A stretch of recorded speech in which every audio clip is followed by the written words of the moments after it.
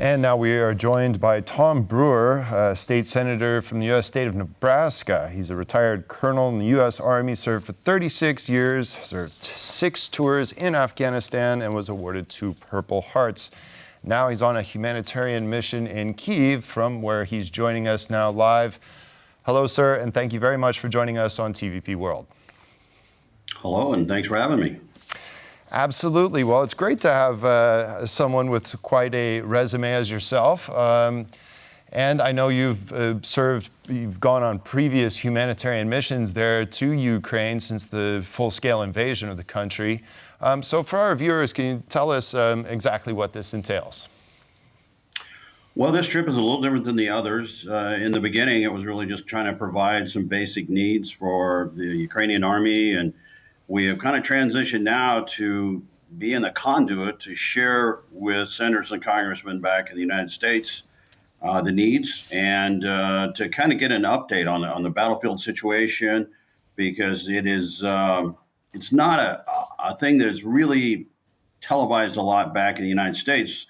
So consequently, we're living in the dark a little on how things are progressing, the good, the bad, and we're going to be probably putting together another package, and we need to know what the proper support is to give Ukraine.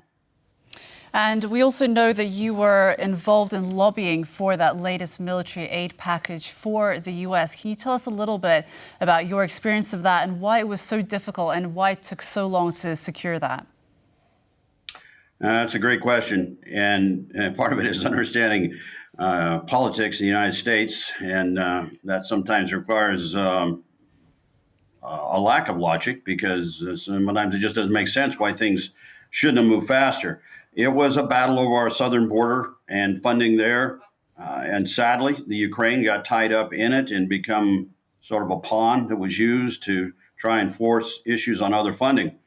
But eventually, through the process of educating senators and congressmen on the need, and the fact that the battlefield was changing negatively against the Ukraine because they had a lack of resources, we were able to push the package through. But unfortunately, it took too long, and I think it may have cost lives that it shouldn't have. Yeah, it certainly seems like it did. Now, I'm sure you're aware of the losses near Avdiivka, which was a fortress city which had been held by Ukrainian forces since 2014. Well, in the meantime, unfortunately, that city fell, and the Russians continue to advance there as well as further in the north.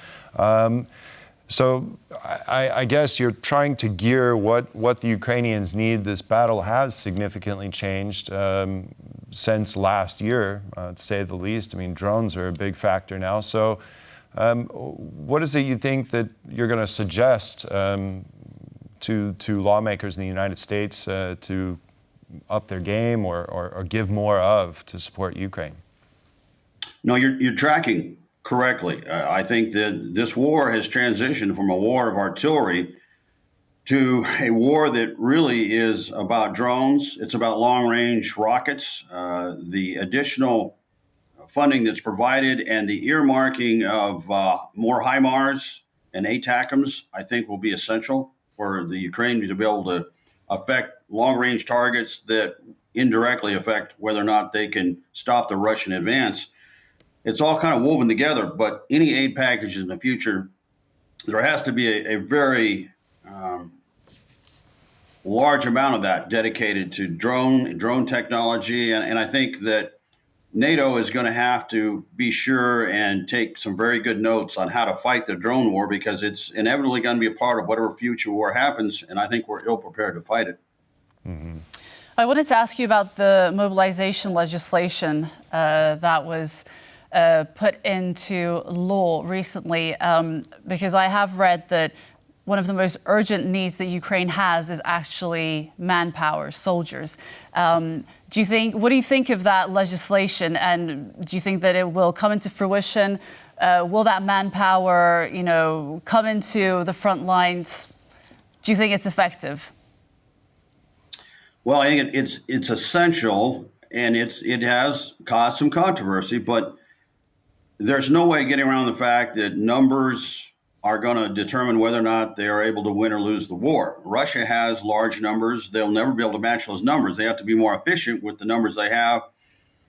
And it's a little bit strange because in the United States Army, we start our induction at 18. And if you look at the old soldiers, they're 24, 25, 26.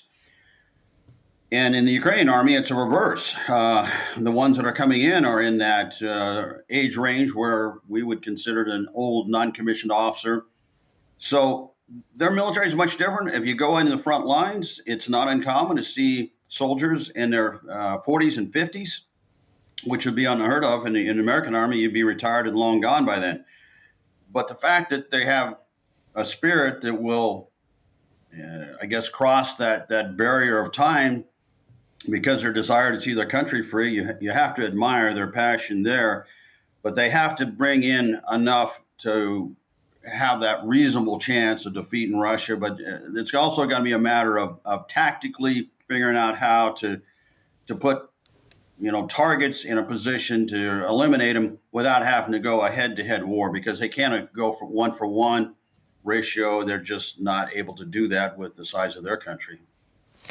Right. Now, serving 6 tours in Afghanistan and looking at the overwhelming firepower that the Americans had on that battlefield with a well-dug-in, also pretty motivated enemy forces that were the Taliban, how would you compare what you saw and experienced there in Afghanistan and what you're seeing the Ukrainians do against a superior in numbers and weaponry Russian forces? Are there some parallels? Are there some conclusions that you can draw from your previous experience and what you would tell U.S. lawmakers and other Americans in the United States? The message I normally carry to them is that the Ukrainians are vastly better fighters than the Afghans were ever. They're comparable to any American battalion in their skill sets. The Ukrainians just have a passion to win that we never saw in Afghanistan. Most of what we saw in Afghanistan were small incidents that would happen, roadside bombs, an attack here, an attack there, but fairly minor compared to the 600-700 mile long, 24/7 full-scale war that's just similar to World War II in its volume and violence.